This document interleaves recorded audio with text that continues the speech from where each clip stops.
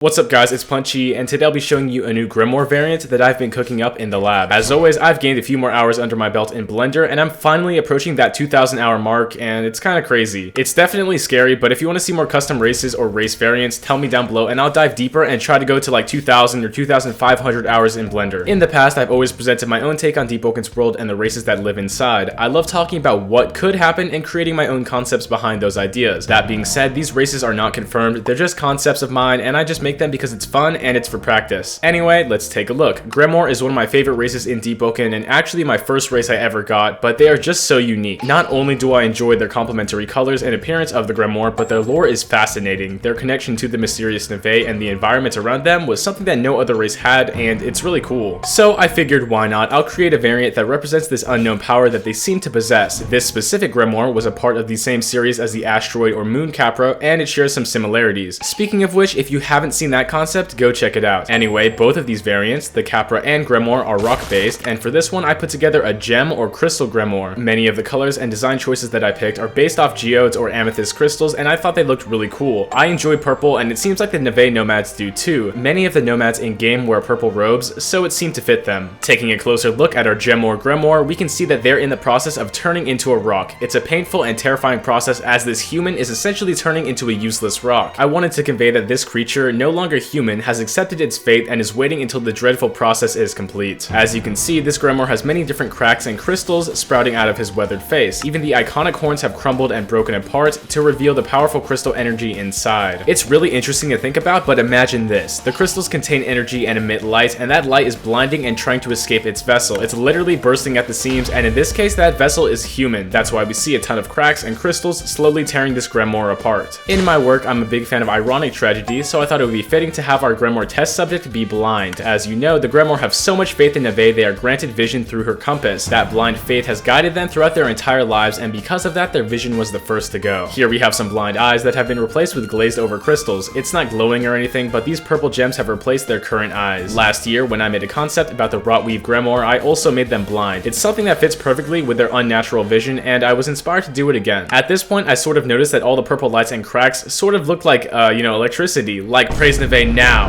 or something. I've talked about this before, but crystals contain electricity, and when broken, you release that energy into the atmosphere. Maybe it would be cool if there was some type of purple electricity effect on these crystals that set them apart. Let's talk about the colors. On this sheet, I said the gem or Gremor was inspired by amethyst crystals. Who wouldn't want more gems? And that's where the name Gremor comes from. Anyway, to fit in with Deepwoken's desaturated theme, I picked a mix of light purple, pink, and different grays. I like this color scheme, and the dark skin and dark hair make those crystals and horns really pop. That's all for the appearance, but let's talk about the lore on this race variant. My friend Britt wrote up this lore, so shout out to him. Years after the desolation of the southern luminant, a quarry was discovered to the west of the now mostly destroyed sea. People who had begun returning to the south in hopes of the sea becoming habitable decided to settle down near this quarry. As they dug deeper into the mines, they discovered song-infused crystals. Those crystals turned out to hold immense amount of song, taking form of raw energy, which made them incredibly valuable in modification and creation of song-related artificing. What they didn't know is that the energy stored within the crystals were highly unstable and would near constantly leak barely visible wisps of smoke that were deemed harmless until people began absorbing it. As a result of the usage of these crystals, carapace-like stone bits would sprout from the skin and would also cause gemstones similar to the crystals which had infected them to grow along with it. Following the discovery of this, any and all shipments leaving the southern luminant were ceased, though that did nothing to help the town which had settled near the quarry, as all the residents were at that point since long infected. Basically, the lore explained, people found these song crystals and were punished for abusing them. Instead of harnessing the song's power, they would become exactly like the crystals that they were using. Soon enough, they would return to the earth as amethyst-like crystals until somebody discovered them and made the same mistake. So, lesson learned, everything comes at a price, especially the song. Anyway, that's all for this gem or Gremor race, and I hope you enjoyed. I think this will be the last of the rock variants, but I do have a couple more that I don't think are finished. Tell me down below if you want to see more race concepts, and I'll try them out. As always, make sure to like and subscribe because we're so close to 50k subs. Thanks, and have a good one.